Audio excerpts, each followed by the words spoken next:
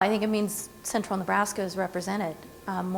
Usually, more often than not, the eastern side of the state, the more populous side of the state, is the one that gets to take advantage of the different tools and economic impact tools that the legislature provides. So this is not just a big opportunity for Grand Island, it's an opportunity for kind of all of the little guys out here in the state, where we get to use the same type of tool that the big cities get to use, and we get to prove how it can help grow our region. So that's part of the once in a lifetime. I'm not aware that the legislature has ever granted this tool to a city of Grand Island size elsewhere in the country.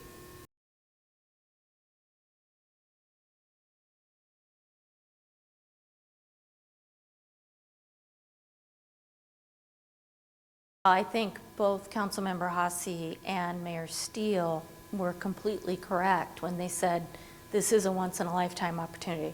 The legislature normally doesn't give local governments the ability to really maximize local dollars, especially not give up state dollars that would enable the city to utilize those. So I do think it's a once-in-a-lifetime opportunity, and I think the legislature narrowed it down even more this past session when they limited the number of cities that could actually benefit from this tool. So 2 other jurisdictions, Gretna and Omaha, had already been selected when Grand Island's was approved this past week. So we're one of 5 in the state that's going to be able to utilize this tool if our voters approve it. So I think it's something I never thought I'd see in Grand Island.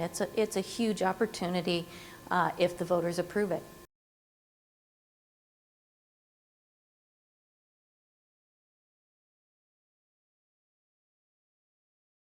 What will happen if the voters approve it is that the city will have the ability to recapture that foregone state sales tax.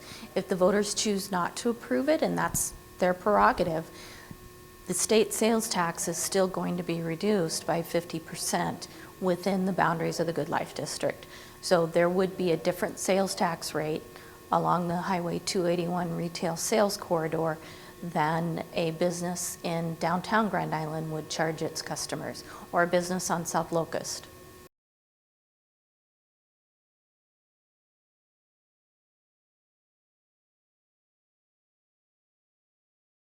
It's just gone. The state, it's not like there are other economic development programs where the state does what's called a throwback tax, where they say, okay, we're going to give up a portion of the state sales tax and we're going to throw it back, we're going to give it back to the local community to use it locally.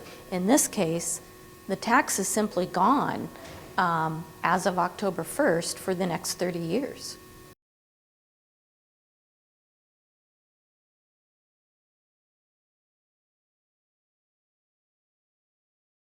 If the voters say yes, it's the city council that's going to decide how the money can be used. What the legislature has said is the money has to be spent within the boundaries of the Good Life District. It can only be spent outside of the boundaries if it's for public infrastructure, streets, sewers, water lines, things that benefit the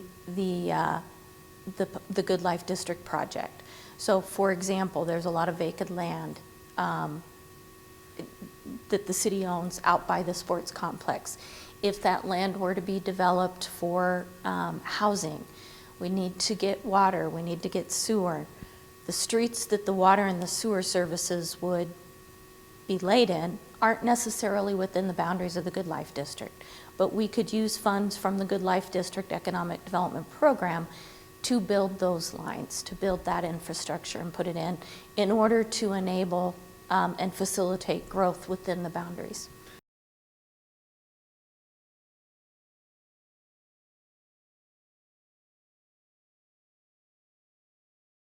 Based on the 2023 retail sales within that boundary that Department of Revenue gave us, 2.75% of that is about $8 million a year.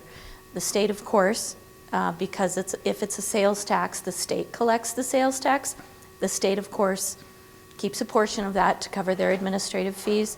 So our chief financial officer is estimating about $7.5 million.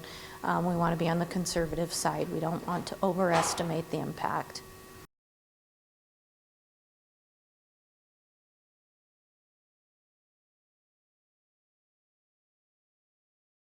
Oh, that didn't surprise me.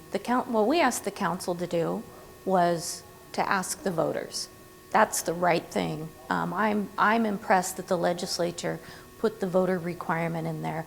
It doesn't surprise me at all that our city council said, this is a decision for our citizens to make. Tell us what you want us to do.